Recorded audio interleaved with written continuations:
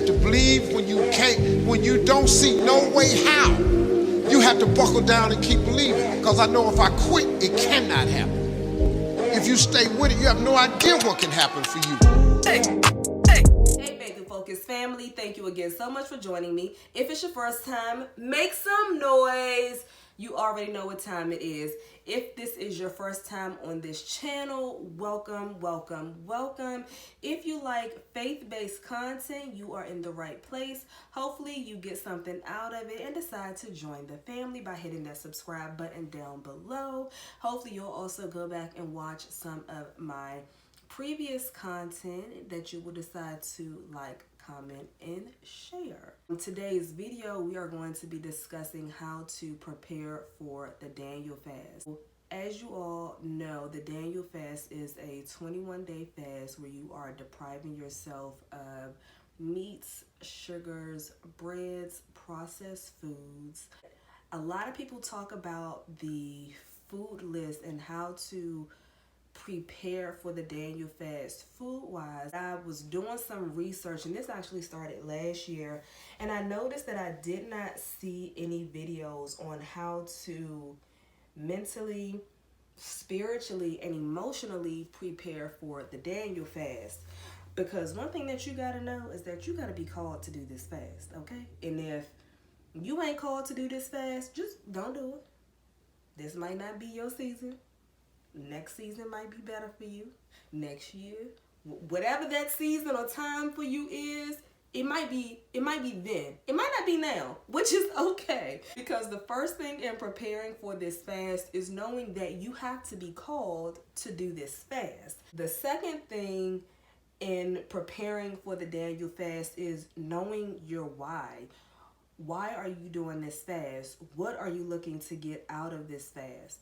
So for me, I simply wrote down a few things of what I'm looking to get out of this fast. The first thing that I'm looking to get out of this fast is discernment, making sure that my discernment is strong when it comes to going out into the world. I think discernment is more in the kingdom realm than it is in the worldly realm, but you need discernment in the worldly realm in order to fight off evil spirits, the demons.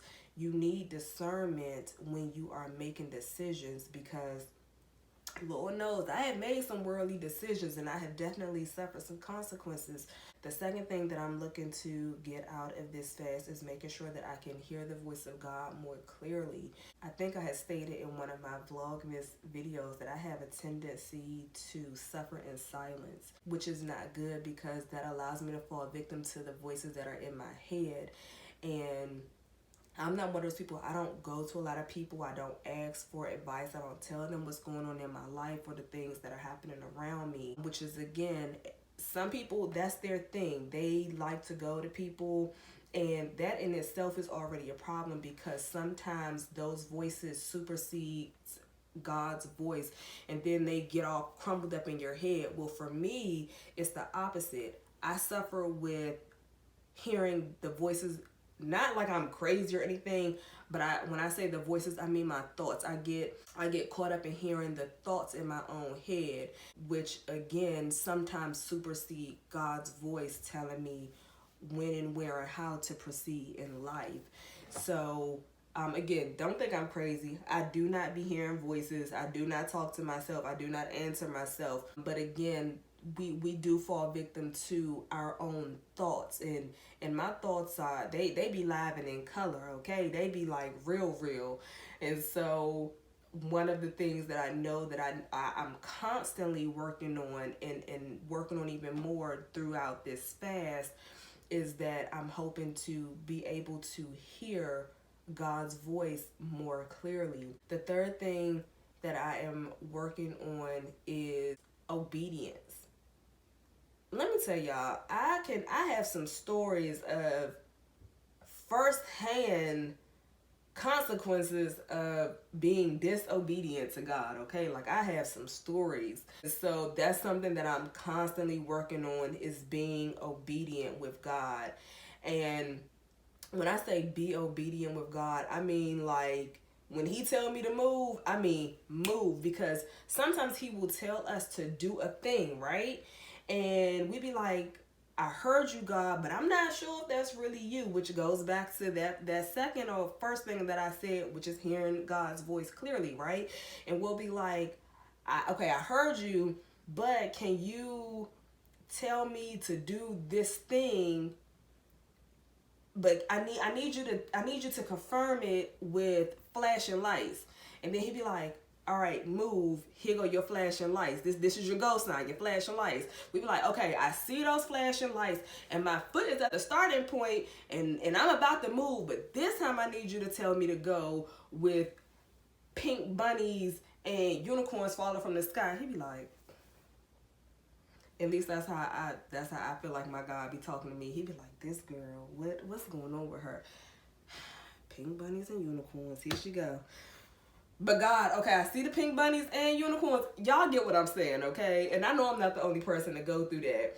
And sometimes we will start to do something that he told us to do, but it's in the wrong season, because he told us to do it and he wants us to move when he tells us to move. And sometimes I think that we can do the right thing at the wrong time, which is too late at that point. And so that's what I mean by being obedient. Just like your mama telling you, go wash them dishes. She don't mean go wash them dishes 2 weeks from now. She mean get up and go wash those dishes now. Not now, but right now. So one of the things that, again, I am looking to get out of this is being more obedient. And again, all of that goes back. They kind of all play in together. So being more obedient is being able to hear God's voice more clearly. But when you hear his voice, you have to be able to discern that that's his voice, right? So they all kind of go hand in hand. So those are 3 things that I am specifically working on doing throughout this fast. The third thing that I can say in preparing for this fast is you have to be as prepared as possible. And when I say you have to be prepared as possible, again, this is a journey. You're going to have some highs, you're going to have some lows, you're going to have some good days, you're going to have some bad days. Because again, it is a journey. You're going to learn things about yourself that might not be pretty. You are going to be stretched, and sometimes being stretched means that we are taken out of our comfort zone, and that nobody ever really likes being outside of their comfort zone because it's uncomfortable. Who wants to be uncomfortable? But we definitely have to be prepared to go on this journey, because again, it is a journey. I don't know any other way to say that other than it is a journey.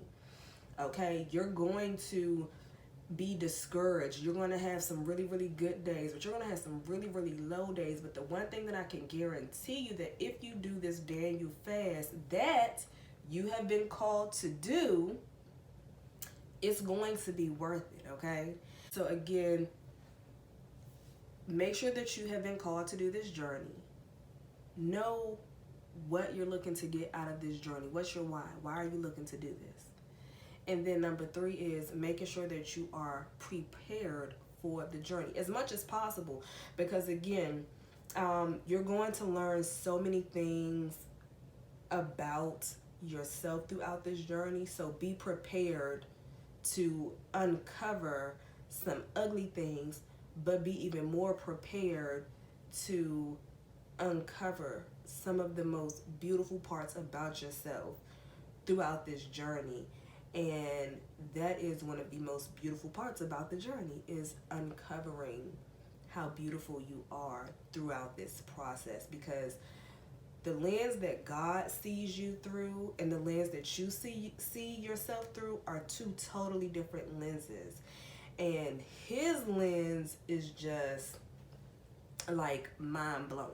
So be prepared to really see yourself. And again, that comes with the ugly parts of yourself, but then it also comes with some of the most beautiful parts of yourself. So be prepared to see yourself the way that God sees you, and not the way you see yourself, and not the way the world sees yourself, or the way your mama see yourself. Because how your mama see yourself, or see you, excuse me, is way different from how you see yourself. It's the same thing spiritually. So be prepared to uncover the beauty in you. And then the next thing that I would say, as far as preparing yourself, you do have to prepare yourself for the lack of. And when I say the lack of, is the food, the cravings.